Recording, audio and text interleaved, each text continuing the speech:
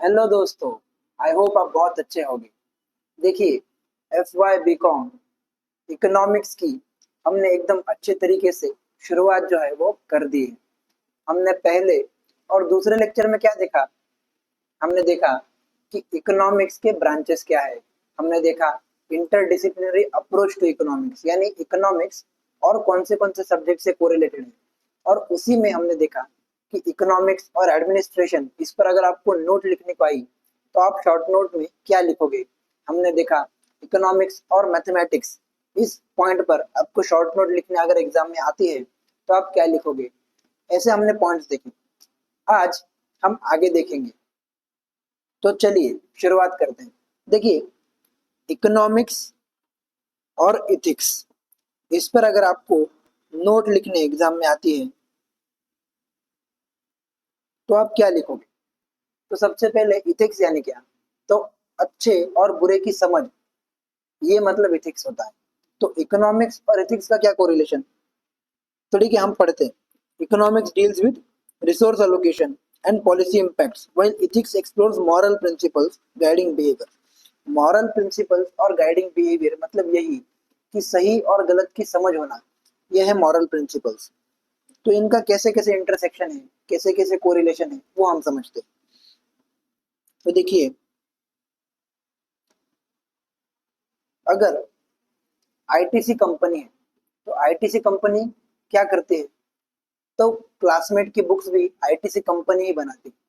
और टबैको, यानी आईटीसी का फुल फॉर्म ही क्या है? तो इंडियन टबैको कंपनी, तो टबैको बनाती है। तो इथिकल ग्राउंड्स पे, यानी सही गलत के फैसले पर आईटीसी को क्या करना चाहिए, रिसोर्स कहाँ अलोकेट करना चाहिए, क्या उनके बाकी प्रोडक्ट्स में करना चाहिए या टबैको प्रोडक्ट पे करना चाहिए, ये क्या है? ये इथिकल डिसीजन है। पर इकोनॉमिक और एथिक्स इसको अगर मिला ले तो क्या होता है कि आईटीसी कंपनी देखेगी कि हाँ, टबैको में मुझे ज़्यादा रिसोर्सेज अलोकेट नहीं करने चाहिए, बट मेरा प्रॉफिट ज़्यादा वहीं से आता है, तो मैं क्या करूँगा। तो ये डिसीजन जो है, ये इथिकल ग्राउंड्स और इकोनॉमिक्स दोनों को कंसिडर करके एक कंपनी को लेना होता है। ऐसा नहीं कि मुझे टबैको प्रोडक्ट से फायदा हो रहा है पर इथिकल ग्राउंड्स पे वो गलत है तो मैं छोड़ ही दूंगा। नहीं, नहीं छोड़ूंगा। क्यों? क्योंकि मेरा मैक्सिमम प्रॉफिट कहाँ से आता है? टबैको, इससे आता है। तो ये जो है वो इकोनॉमिक्स और एथिक्स, इन दोनों को कंसिडर करके एक बिजनेस फर्म को डिसीजंस लेने पड़ते हैं। Resource allocation, ethical considerations impact how resources are distributed and used, यानी इथिकल कंसिडरेशंस भी हमारे इकोनॉमिक डिसीजंस में अफेक्ट करते हैं। तो जैसे गवर्नमेंट ने ज्यादा पैसा, ज्यादा सब्सिडीज, ज्यादा बेनिफिट कहाँ देने चाहिए? इंडस्ट्री को देने चाहिए या एग्रीकल्चर को देने चाहिए? ये डिसीजन एक गवर्नमेंट लेती है तो वो क्या कंसिडर करती है? तो इथिक्स कंसिडर करती है।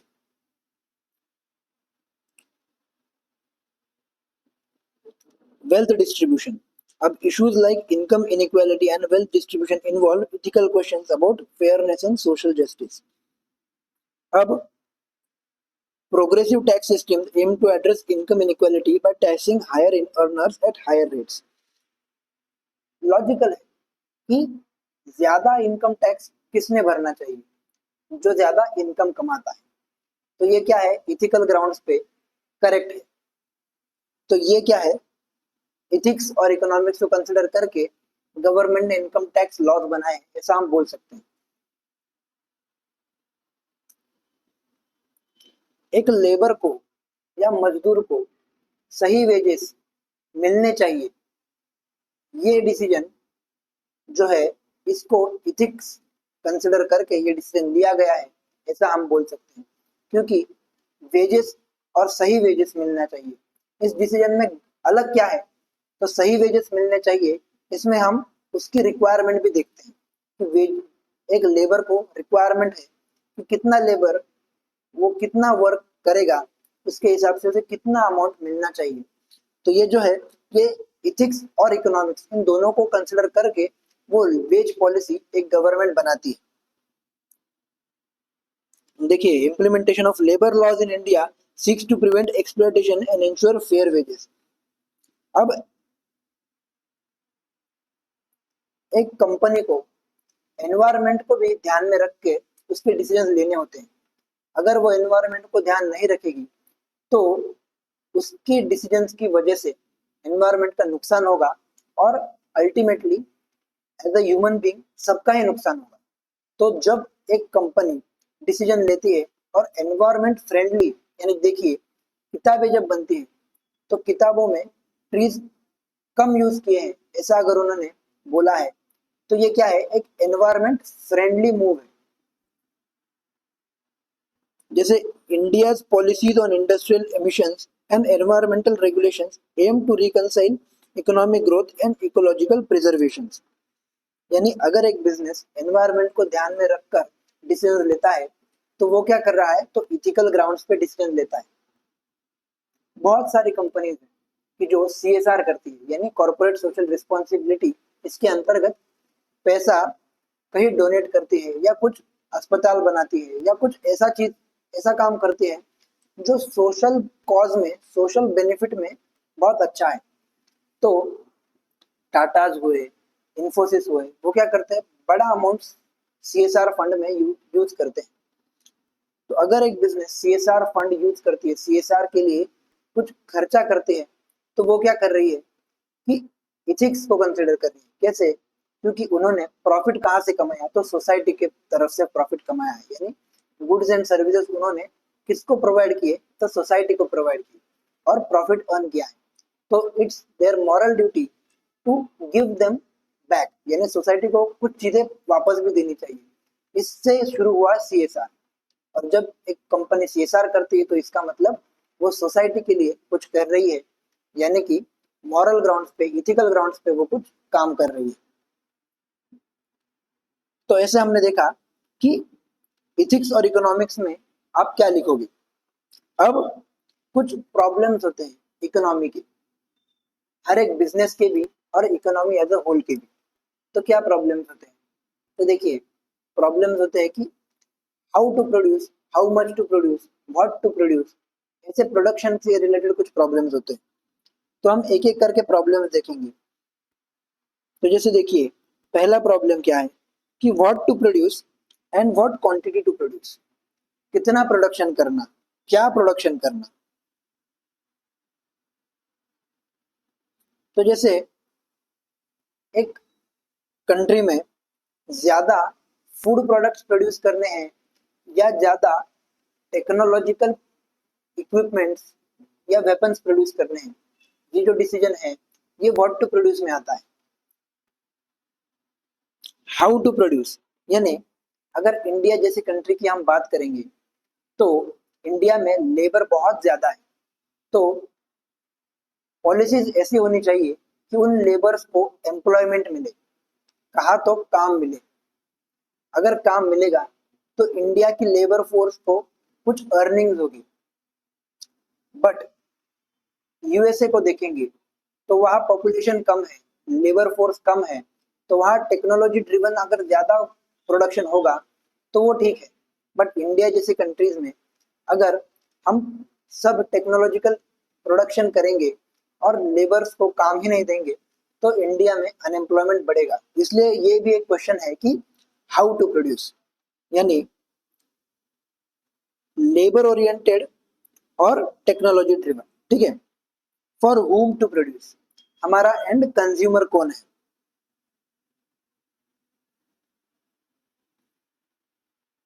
और किसको कितना शेयर मिलेगा, यानी हम जो प्रोड्यूस करेंगे वो किसको हम एज अ डिस्ट्रीब्यूशन चेन किसको हम डिस्ट्रीब्यूट करेंगे।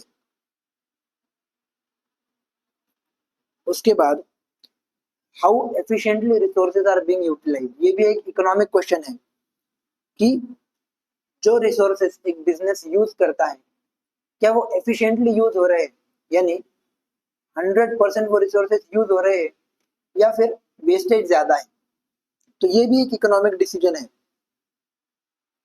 उसके बाद इकोनॉमी ग्रो हो रही है या नहीं, तो ये भी एक इकोनॉमिक डिसीजन है कि एक इकोनॉमी को, एक देश को उसका स्टैंडर्ड ऑफ लिविंग अच्छा हो रहा है या नहीं हो रहा है, ये भी एक इकोनॉमिक प्रॉब्लम है। तो ये भी उसे ध्यान में रखना होता है। अब इकोनॉमिक प्रॉब्लम्स में और डिस्कस करेंगे कि उसके फीचर्स क्या होते हैं। तो देखिए, इकोनॉमी इकोनॉमिक्स में हमने क्या देखा कि व्हाट इज इकोनॉमिक्स, तो हमारे मल्टीपल वांट्स होते हैं पर रिसोर्सेज लिमिटेड होते हैं। तो वही है कि multiplicity of wants, various and diverse wants हमारे होते हैं। और वो वांट्स हम क्या करते हैं फिर, रिसोर्सेज तो लिमिटेड है तो हम ग्रेड देते हैं कि प्रायोरिटी में ए ग्रेड इसको, बी ग्रेड उसको। तो ग्रेडेबिलिटी यानी ग्रेड देते हैं। उसके बाद हम क्या करते हैं कि उसके बाद रिसोर्सेज तो लिमिटेड है, तो ये भी एक इकोनॉमिक प्रॉब्लम का फीचर है कि रिसोर्सेज लिमिटेड है। और उस रिसोर्सेज में, लिमिटेड रिसोर्सेज को क्या है कि उस रिसोर्सेज के मल्टीपल यूजेस, यानी 4 पॉइंट फिर से कि हमारे वांट्स मल्टीपल है और इसलिए हम क्या करते हैं कि ग्रेड देते हैं। ठीक है, अब ये हो गया वांट्स का। अब देखेंगे रिसोर्सेज का कि रिसोर्सेज क्या है, तो रिसोर्सेज लिमिटेड है यानी स्केर्स है और वो रिसोर्सेज के मल्टीपल यूजेस हैं। ठीक है, 4 पॉइंट्स डन। आगे देखेंगे एट्रीब्यूट्स यानी फीचर्स में ही अब आगे पॉइंट्स देख सकते हैं। ठीक है, इसको हम फीचर्स बोलेंगे। तो ये फीचर्स ही, और आगे देखेंगे 2 पॉइंट्स हमने वांट्स के देखे, 2 पॉइंट्स हमने रिसोर्सेज के देखे। अब दोनों को कंबाइन करेंगे कि imbalance between wants and means.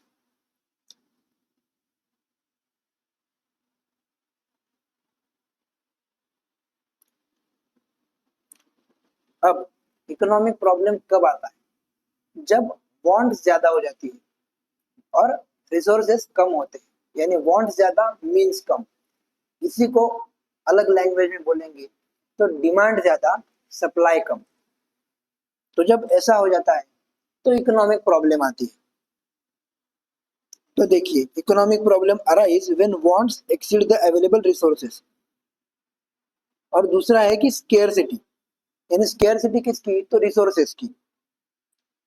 तो देखिए, स्केर्सिटी कब आती है, स्केर्सिटी की वजह से इकोनॉमिक प्रॉब्लम कब आता है कि जब डिमांड एक्सीड्स सप्लाई। यानी देखिए, वही एक्सप्लेनेशन नीचे भी लिखा है, बस वर्ड्स अलग है।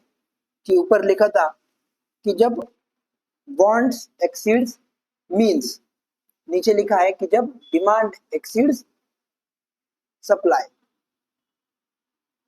और जब ऐसा हो जाता है ना कि डिमांड एक्सीड सप्लाई, तो क्या होता है कि चॉइस करनी पड़ती है, क्योंकि रिसोर्सेज लिमिटेड है। इसलिए क्या करेगा, कोई भी इंसान क्या करेगा, तो चॉइस करेगा। तो scarcity forces individuals and societies to make choices leading to economic decision. मतलब चॉइसेस लेने में फोर्स करना होता है, फोर्स किया जाता है। क्यों, क्योंकि रिसोर्सेज लिमिटेड होते हैं। No ethical significance.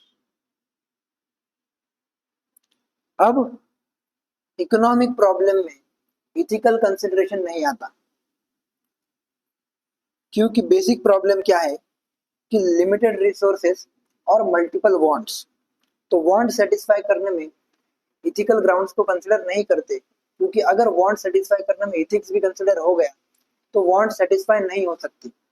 तो ethical problems focus on use of resources to satisfy wants without considering whether those wants are good or bad. तो ये है इकोनॉमिक प्रॉब्लम्स के फीचर जो हमने देखे कि 2 पॉइंट्स वांट्स के, 2 पॉइंट्स रिसोर्सेज के, फिर उनका imbalance between wants and resources, मतलब वांट्स एंड मीन्स। फिर उसके बाद स्केर्सिटी कि जो रिसोर्सेज है वो स्केर्स होते हैं। फिर उसके बाद चॉइस करते हैं, क्योंकि रिसोर्सेज स्केर्स होते हैं तो हम चॉइस करते हैं। फिर उसके बाद इकोनॉमिक प्रॉब्लम में इथिक्स को कंसिडर नहीं किया जाता। ठीक है, इकोनॉमिक प्रॉब्लम बहुत अलग अलग लेवल्स पे होते हैं, जैसे कि इंडिविजुअल लेवल, फिर फैमिली लेवल, फिर उसके बाद नेशनल लेवल, इंटरनेशनल लेवल, ये इकोनॉमिक प्रॉब्लम्स के लेवल होते हैं।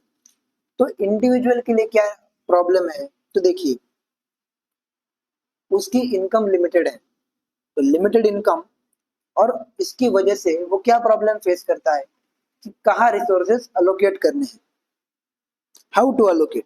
तो एग्जांपल देखिए कि कहाँ स्पेंड करना है, एजुकेशन पे कितना स्पेंड करना है, फिर सेविंग्स कितनी करनी है, और फिर ट्रिप पर कैसा जाना, कितना जाना है, मूवीज कितनी जानी है। तो ये क्या है, उसकी स्पेंडिंग्स है, यानी लीजर है, यानी लग्जरीज भी है। तो वो डिसाइड करता है based on it's available money. एक फैमिली के लिए क्या प्रॉब्लम है, तो एक फैमिली को उसकी स्टैंडर्ड ऑफ लिविंग मेंटेन करनी, और इसकी वजह से वो कहाँ खर्चा करना है, क्या उनकी नीड्स है, क्या उनकी एम्बिशंस है, वो उनके बारे में सोचती है। तो families manage income to maintain a standard of living. जैसे एग्जांपल देखिए कि balancing household spending on essentials and saving for future. अब नेशनल लेवल पे क्या प्रॉब्लम है, तो नेशनल लेवल पे एज अ नेशन क्या होता है, तो बजट बनता है कि कहाँ स्पेंड करना है, कहाँ कहाँ से इनकम आने वाली है, वो बजट डॉक्यूमेंट में होता है। तो नेशनल लेवल पे इकोनॉमिक प्रॉब्लम यही है कि कहाँ स्पेंड करना और कहाँ कहाँ से इनकम आएगी। तो जैसे balance public revenues and expenditure. और नेशनल लेवल पे क्या प्रॉब्लम है कि इकोनॉमी हमारी कैसी होगी, यानी कैपिटलिस्ट होगी, यानी कि प्राइवेट प्लेयर्स की डोमिनेंस होगा, सोशलिस्ट होगी यानी गवर्नमेंट का डोमिनेंस ज्यादा होगा, या मिक्स्ड होगी यानी प्राइवेट और गवर्नमेंट का थोड़ा थोड़ा डोमिनेंस होगा। तो ये क्या डिसाइड करनी है, क्या पॉलिसी हमें अपनानी है, क्या इकोनॉमिक सिस्टम हमें चूज करनी है, ये एक नेशन के लिए डिसाइडिंग फैक्टर होता है। इंटरनेशनल लेवल पे क्या प्रॉब्लम है कि जो ग्लोबल इश्यूज हैं उनको कैसे हैंडल करना है, वो एक एज अ ग्लोब एक प्रॉब्लम है। तो जैसे पॉवर्टी हुई, अनएम्प्लॉयमेंट हुई, वो सारे देश मिलाकर एक प्रॉब्लम है। तो इन प्रॉब्लम्स से निपटने के लिए सारे देशों ने मिलकर कुछ ऑर्गेनाइजेशन बनाई, जैसे कि वर्ल्ड हेल्थ ऑर्गेनाइजेशन। आपको पता होगा कि कोविड वैक्सीन भी WHO के अप्रूवल के बिना मार्केट में नहीं आती, यानी वर्ल्ड हेल्थ ऑर्गेनाइजेशन पूरे ग्लोब का ख्याल रखने का वो काम करती है, इसलिए उनको सारे देशों ने अप्रूव किया है। इंटरनेशनल मॉनेटरी फंड किस देश को कितना अमाउंट कर्जा देना है और हर एक देश की फाइनेंशियल कंडीशन अच्छी रहे, इसकी देखरेख कौन करता है, तो IMF करता है। तो ये हो गया 4 लेवल्स। कौन से लेवल्स देखिए, इंडिविजुअल लेवल, फैमिली लेवल, फिर उसके बाद नेशनल लेवल और इंटरनेशनल लेवल। अब ये इकोनॉमिक प्रॉब्लम्स तो है, अब इन्हें सॉल्व करने के लिए क्या करना होगा, तो एक देश एक सिस्टम यूज करता है। वो कौन सी सिस्टम हो सकती है, तो जैसे कुछ देश जैसे USA यानी अमेरिका क्या सिस्टम यूज करता है, तो कैपिटलिस्ट सिस्टम यूज करता है कि जो भी प्रॉब्लम्स होगी वो इकोनॉमी और डिमांड एंड सप्लाई की मदद से सॉल्व हो जाएंगे। कितना प्रोड्यूस करना, कैसे प्रोड्यूस करना, किधर डिस्ट्रीब्यूट करना, ये इकोनॉमी और प्राइवेट प्लेयर्स और डिमांड एंड सप्लाई ये देख लेंगे, यानी no government intervention. But Russia जैसे कंट्रीज में क्या होता है कि गवर्नमेंट डिसाइड करती है कि how much to produce, where to distribute. But whereas India में क्या होता है, तो इंडिया में मिक्सचर है, मिक्सचर यानी खिचड़ी है, मिक्स्ड ये इकोनॉमी यानी capitalist economy and socialist economy, दोनों के फीचर्स इंडिया जैसे कंट्री में है, इसीलिए उसे कहते हैं mixed economy. countries use various economic system to address these problems. Three main economic systems कैसे कैसे है, जैसे मैंने बोला कैपिटलिस्ट. तो कैपिटलिस्ट में क्या है, to freedom of enterprise, private profit motive and right to private property. मतलब प्राइवेट एंटरप्राइजेस को ज्यादा फ्रीडम है. जैसे यूएसए क्या करता है, तो operates under capitalist system where the market determines production and distribution based on demand and supply. और डिसीजन कैसे लिए जाते हैं, तो price mechanism guides decisions with pricing adjusting according to सब डिमांड एंड सप्लाई. प्राइस कैसे एडजस्ट होते हैं, तो डिमांड एंड सप्लाई की मदद से एडजस्ट होते हैं. यानी गवर्नमेंट मिनिमम और मैक्सिमम प्राइस डिटरमाइन नहीं करता. सोशलिस्ट सिस्टम जैसे रशिया, तो क्या होता है कि social ownership of resources and equitable distribution. यानी सोशल ओनरशिप होती है और सबको डिस्ट्रीब्यूट होना चाहिए, इस हिसाब से प्रोडक्शन एंड डिस्ट्रीब्यूशन किया जाता है. Russia where the government controls production and distribution to meet social needs. और डिसीजन कौन लेता है, तो सीधी सी बात है कि गवर्नमेंट लेती है. फिर उसके बाद मिक्स्ड इकोनॉमी. मिक्स्ड इकोनॉमी में क्या होता है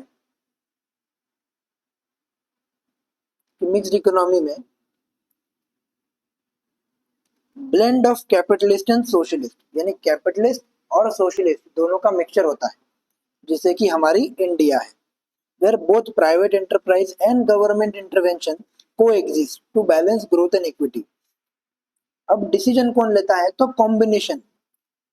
मिक्स्ड इकोनॉमी मतलब पूरा कॉम्बिनेशन, मार्केट फोर्सेस का और गवर्नमेंट प्लानिंग का, दोनों का कॉम्बिनेशन होता है. तो ये तो हो गए 3 सॉल्यूशंस. अब इकोनॉमिक सिस्टम का हम और डिटेल में डिस्कशन करेंगे. देखेंगे कि की functions of an economic system. Functions क्या होते हैं, इन 3 इकोनॉमी में से 2 इकोनॉमीज में हम डिस्कस करेंगे कि कैपिटलिस्ट में कैसे होगा और सोशलिस्ट इकोनॉमी में कैसे होगा. तो देखिए, decisions of what and how much to produce.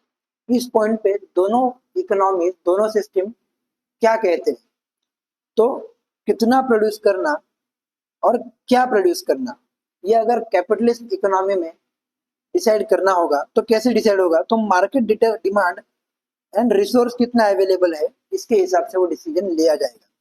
But whereas socialist economy में सेंट्रल प्लानिंग, यानी गवर्नमेंट डिसाइड करेगी कि क्या प्रोड्यूस करना है और कितना प्रोड्यूस करना है.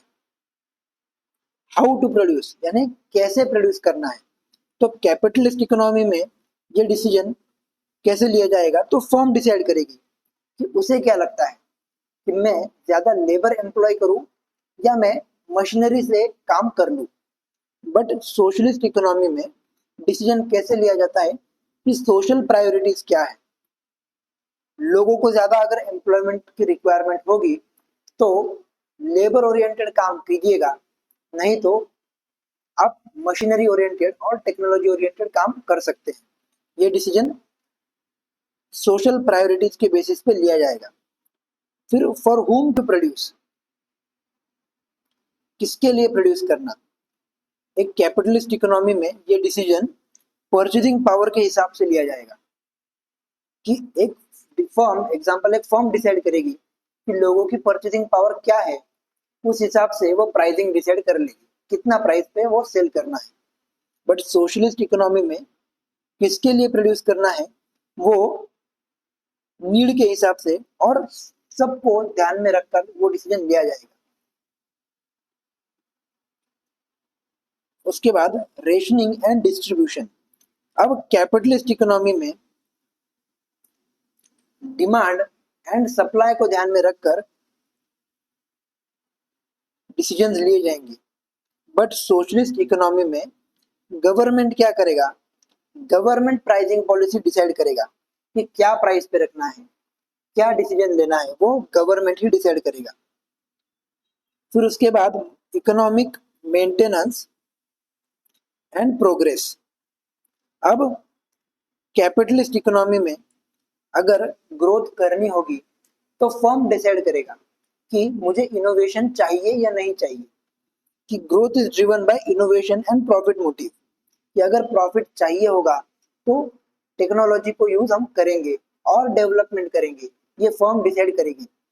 बट सोशलिस्ट इकोनॉमी में क्या होगा कि ग्रोथ प्लान्ड होती है, यानी अगर एक देश को रिक्वायरमेंट है कि डेवलपमेंट होनी चाहिए, ग्रोथ होनी चाहिए, तो ही वो ग्रोथ को प्रमोट करेगा। Focus on social stability and long term sustainability, कि सोशल स्टेबिलिटी और सोशल रिक्वायरमेंट को ध्यान में रखकर ही ग्रोथ करनी है या नहीं, किस एरिया में कैसी ग्रोथ करनी है, वो डिसीजन एक इकोनॉमी में लिया जाएगा। ऐसा हमने क्या देखा, तो इकोनॉमिक सिस्टम, उसके फंक्शंस देखे। ठीक है, आपको बस यही लिखना है जो मैंने आपके साथ डिस्कस किया है, और पॉइंट्स और सब पॉइंट्स के हिसाब से आपको लिखना है। ठीक है, आगे हम जाएंगे कि माइक्रो इकोनॉमिक्स और मैक्रो इकोनॉमिक्स, इस पे डिस्कस करेंगे। तो माइक्रो इकोनॉमिक्स ये क्या है? It studies particular firm, particular household, individual prices, wages, income, individual industries, यानी इंडिविजुअल की बातें।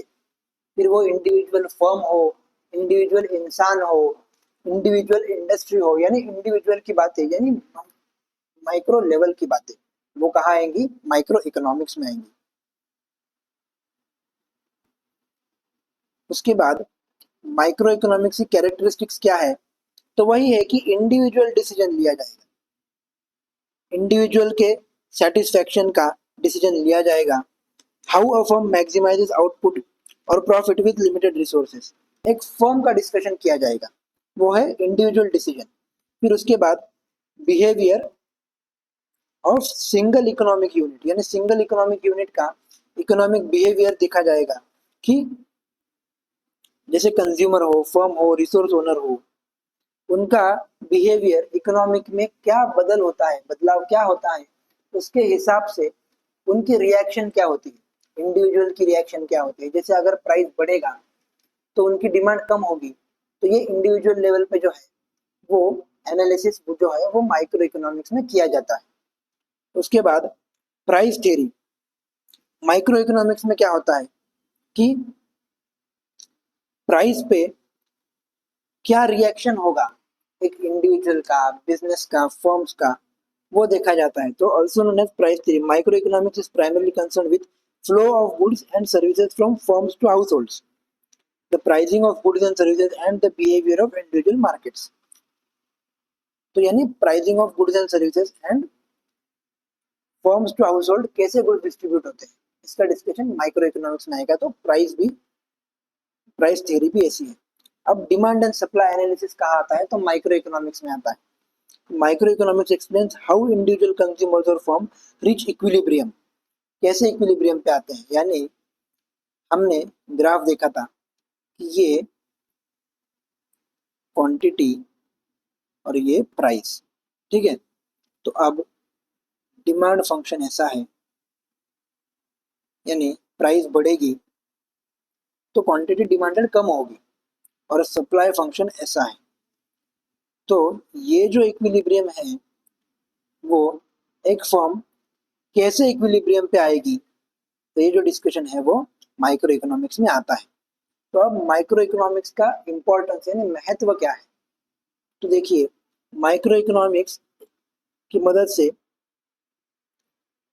हम समझ सकते हैं कि explains how millions of consumers and firm operate independently yet ensures the smooth functioning of economy. अगर हम इंडिविजुअल फर्म की या बिजनेसेस की कंडीशन समझ लेंगे, उनकी डिमांड एंड सप्लाई समझ लेंगे, तो इकोनॉमी भी स्मूथ फंक्शन करेगी। तो functioning of a free enterprise economy. फिर रिसोर्स अलोकेशन भी, how decision are made regarding the allocation of resources among various goods and services, कैसे रिसोर्सेज अलोकेट होते हैं among various goods and services, ये भी individual decision हम micro economics को समझ के ले सकते हैं। फिर प्राइस भी कितनी रखनी है, कितनी प्राइस एक बिजनेस फर्म रखेगा तो उसको एक अच्छी खासी डिमांड जनरेट होगी, वो डिसीजन जो है वो माइक्रो इकोनॉमिक्स के बेसिस पे एक बिजनेस लेता है। फिर उसके बाद प्राइस मैकेनिज्म और प्राइस डिटर्मिनेशन, ये अलग अलग पॉइंट्स हैं। तो प्राइस डिटर्मिनेशन हमने देखा कि कितनी प्राइस रखनी है, और उसके बाद प्राइस मैकेनिज्म समझना भी एक बिजनेस फर्म के लिए आसान हो जाता है। अब मार्केट स्ट्रक्चर यानी कंपटीशन की सिचुएशन कैसी है, यानी परफेक्ट कंपटीशन है या फिर एक ही इंसान, एक ही फर्म पूरी इंडस्ट्री डोमिनेट कर रही है। तो ये मार्केट स्ट्रक्चर माइक्रो इकोनॉमिक्स को ध्यान में रखकर ही एक बिजनेस फर्म समझ सकती है। फिर उसके बाद इकोनॉमिक एफिशिएंसी, यानी एक बिजनेस फर्म अगर माइक्रो लेवल पर सोचेगा तो ही उसे समझ में आएगा कि मेरी रिसोर्स अलोकेशन एफिशिएंट है या नहीं है। तो माइक्रो इकोनॉमिक्स की वजह से एफिशिएंसी बढ़ती है। फिर उसके बाद एक बिजनेस पॉलिसी फ्रेम कर सकता है अगर उसे समझ में आ गया कि मार्केट कैसा है, उसके फर्म में क्या डिसीजंस लेने हैं, वो उसे कैसे समझेगा। तो माइक्रो इकोनॉमिक्स को समझकर ही उसे वो डिसीजंस लेने में आसानी होगी। Policy formulation, it plays a significant role in policy making, helping in creation of policies that promote production efficiency and public welfare. तो उसके बाद public finance, microeconomics is instrumental in studying the incidence and burden of taxes on different classes of people and its effects on resource allocation and economic welfare. तो एक देश के लिए micro economics समझना बहुत इम्पोर्टेंट है, क्योंकि उसे समझेगा कि एक्चुअल टैक्सेस का जो नेशन लेवल पर टैक्सेस डिसाइड हुए हैं उसका इंडिविजुअल लेवल पर क्या इम्पैक्ट है। अगर वो इम्पैक्ट समझ लिया तो एक देश को भी फायदा होगा। उसके बाद international trade, it explains the reason for international trade, the gains from trade and factors determining exchange rate of currencies. यानी इंटरनेशनल ट्रेड कैसे करना है उसका डिसीजन एक बिजनेस माइक्रो इकोनॉमिक्स को समझकर ले सकता है, क्योंकि उस फर्म को चैलेंजेस क्या क्या है वो फर्म लेवल पर ही समझना आसान होगा कि एक्सचेंज रेट का फ्लक्चुएशन होने से मुझे क्या गेन और लॉस हो रहा है, मुझे एक्चुअल एक्सपोर्ट करने से फायदा हो रहा है या नहीं हो रहा। वो एक फर्म कैसे डिसीजन लेगी, तो माइक्रो इकोनॉमिक्स को समझकर ही वो डिसीजन ले सकती है। उसके बाद business economics, micro economics contributes to decision making in business through concepts of demand forecasting and cost analysis.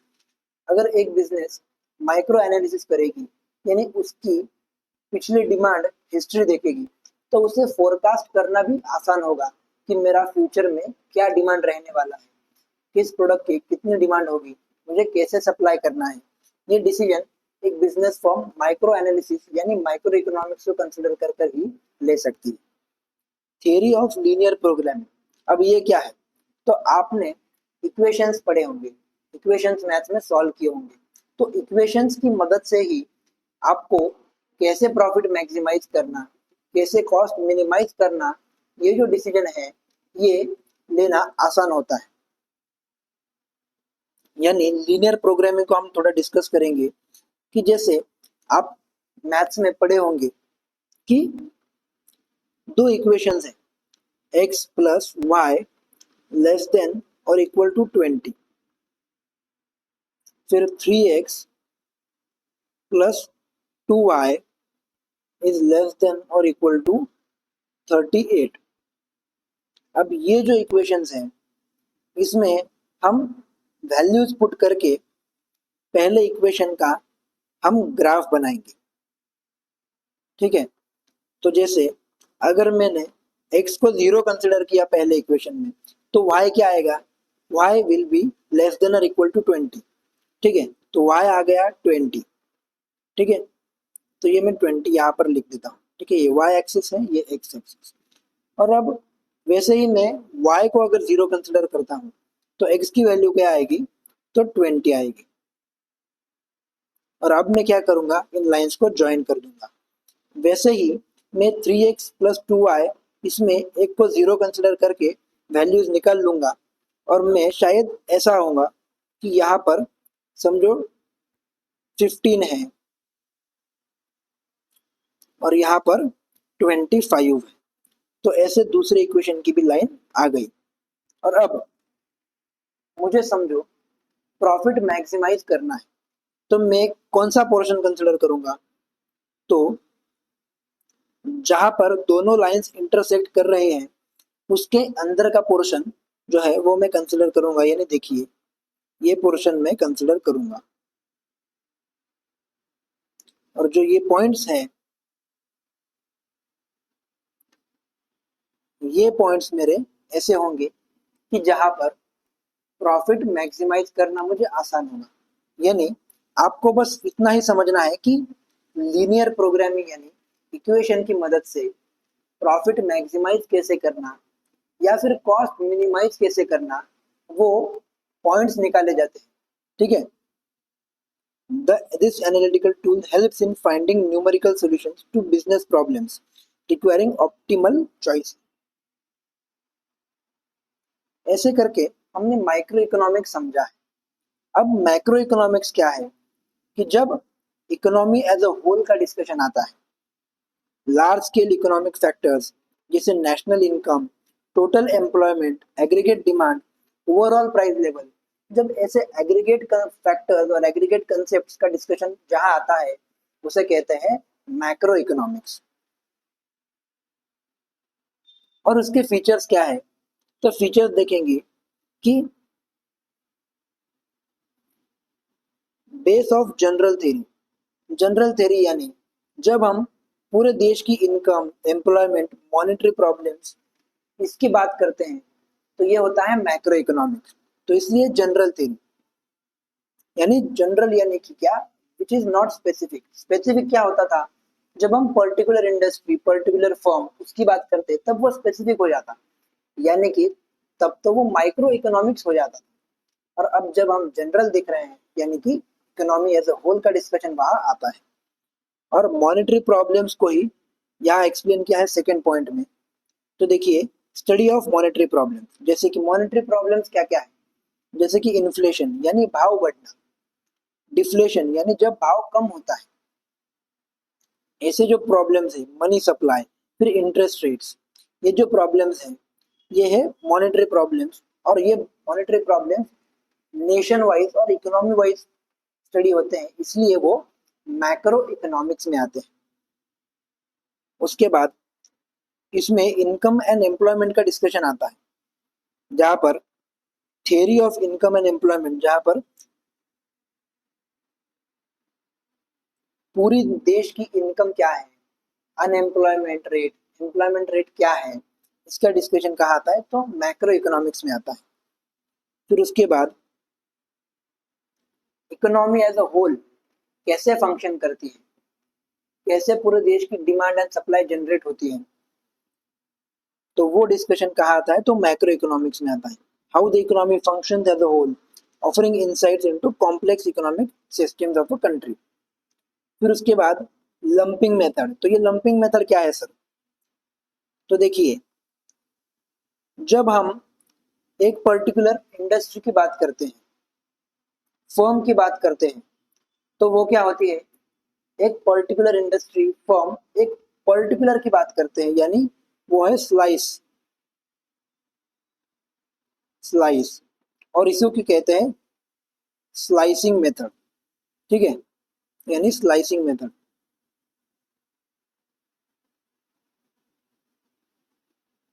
Slicing method यानी ये जो मेथड है ये कहाँ अप्लाई होगी? तो माइक्रो इकोनॉमिक्स में अप्लाई होगी। बट वेयर एज अगर हम लंपिंग मेथड देखेंगे,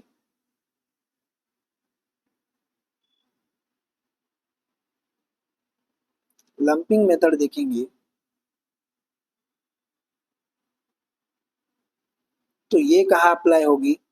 तो मैक्रो इकोनॉमिक्स में।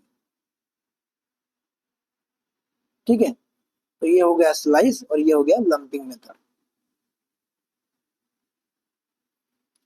क्योंकि लंपिंग मेथड में हम इकोनॉमी एज अ होल को डिस्कस करते हैं, इसलिए वो हो गया lumping. Macroeconomics uses the lumping method to analyze macro variables such as aggregate demand, aggregate supply and national output.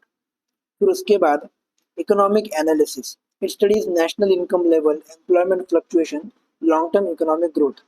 यानी इनकम का, नेशनल इनकम का जब हम बात करेंगे तब हम मैक्रो इकोनॉमिक्स की बात कर रहे हैं। उसके बाद ये क्या है, मैक्रो इकोनॉमिक्स, ये पॉलिसी ओरिएंटेड साइंस, क्योंकि देश क्या करता है, देश पॉलिसीज बनाता है, पूरे देश के लिए पॉलिसीज बनाता है, और पॉलिसी बनाने के बाद उसका जो इम्प्लीमेंटेशन है, उसके जो साइड इफेक्ट्स हैं, वो देख रेख करने की काम मैक्रो इकोनॉमिक्स में आता है। तो पॉलिसी ओरिएंटेड साइंस है। उसके बाद overall vision, macro economics give a comprehensive view of the economy focusing on it's overall dimensions and performance. तो एक पूरा ओवरऑल व्यू देने का काम कौन करता है, तो मैक्रो इकोनॉमिक्स करता है। तो आज हमने क्या देखा, तो आज हमने देखा सबसे पहले शुरुआत हमने इकोनॉमिक्स एंड इथिक्स इस बात से की। तो हम पहले बस ऊपर ऊपर से वो देखेंगे, मतलब कि वर्ड देखेंगे कि क्या हमने डिस्कस किया आज। कि देखिए, इकोनॉमिक्स एंड इथिक्स हमने डिस्कस किया, उसमें आपको शॉर्ट नोट लिखने आ सकती है। फिर उसके बाद हमने डिस्कस किया है कि प्रॉब्लम्स क्या क्या है इकोनॉमी में। तो 5 प्रॉब्लम्स हमने देखी। तो देखिए, what to produce and what quantity to produce, how to produce, for whom to produce, how efficiently are resources being utilized, is the economy growing। तो ये 5 प्रॉब्लम्स हमने देखी। फिर फीचर्स क्या क्या है इकोनॉमिक प्रॉब्लम के। तो देखिए, दो तो वांट्स के हिसाब से कि मल्टीप्लिसिटी ऑफ वांट्स, उसके बाद ग्रेडेबिलिटी, यानी ABC हम ग्रेड करते हैं, यानी इंपॉर्टेंस देते हैं। तो 2 हो गए वांट्स के पॉइंट। उसके बाद 2 हुए रिसोर्सेज के पॉइंट कि रिसोर्सेज क्या है, स्केर्स है। उसके बाद रिसोर्सेज क्या है, उनके अल्टरनेटिव यूजेस। ठीक है। उसके बाद और पॉइंट्स देखिए कि अब 2 पॉइंट्स वांट्स के, 2 पॉइंट्स रिसोर्सेज के होने के बाद आगे देखेंगे कि वांट्स एंड मीन्स का इम्बैलेंस, कि जब वांट एक्सीड करती है अवेलेबल रिसोर्सेज तब इकोनॉमिक प्रॉब्लम आता है। उसी का एक प्रॉब्लम है स्केर्सिटी, यानी वांट्स क्या है, अनलिमिटेड, पर रिसोर्सेज क्या है, तो स्केर्स है। तो जब डिमांड एक्सीड सप्लाई तब वो प्रॉब्लम आता है, और इसीलिए चॉइस करना पड़ता है। हम क्या करते हैं, चॉइस करते हैं कि कहाँ रिसोर्सेज अलोकेट करने हैं। उसके बाद वांट्स हमें पूरी करनी है और रिसोर्सेज हमें इफिशिएंटली यूज करने हैं, तो हम इथिक्स को कंसिडर नहीं करते। तो no ethical significance to solve economic problems.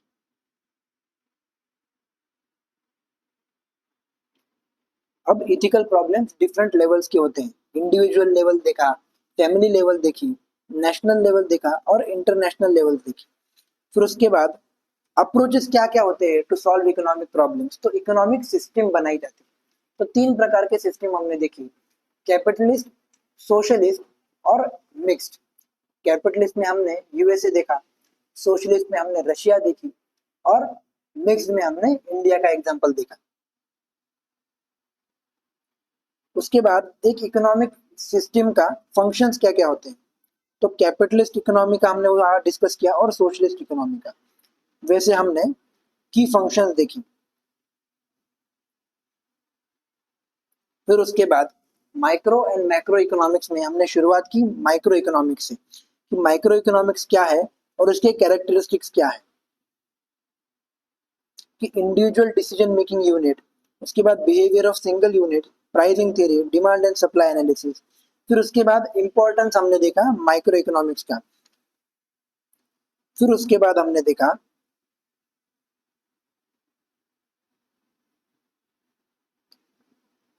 Macro economics देखा। फिर मैक्रो इकोनॉमिक्स में उसके फीचर्स क्या क्या है, कि जनरल थ्योरी है। उसके बाद मॉनेटरी प्रॉब्लम स्टडी करता है। उसके बाद income and employment as a whole हम देखते हैं, फंक्शनिंग ऑफ इकोनॉमी और लंपिंग मेथड, और उसके ही अपोजिट स्लाइसिंग मेथड क्या होती है वो देखा, इनकम एनालिसिस देखा, और पॉलिसी ओरिएंटेड है कि हम एक पॉलिसी डिसाइड करते हैं, उसके हिसाब से नेशन की क्या उस पर इफेक्ट आता है, उस पर उसका एनालिसिस हम मैक्रो इकोनॉमिक्स में करते हैं। उसके बाद एक ओवरऑल विजन हमें देने का काम मैक्रो इकोनॉमिक्स करता है, वो हमने देखा। और कल के लेक्चर में हम इसका छोटा सा पार्ट जो बचा हुआ है वो पार्ट देखेंगे और इस चैप्टर को हम खत्म करेंगे। तो चलिए, तब तक के लिए पढ़ते रहिएगा और आगे बढ़ते रहिएगा।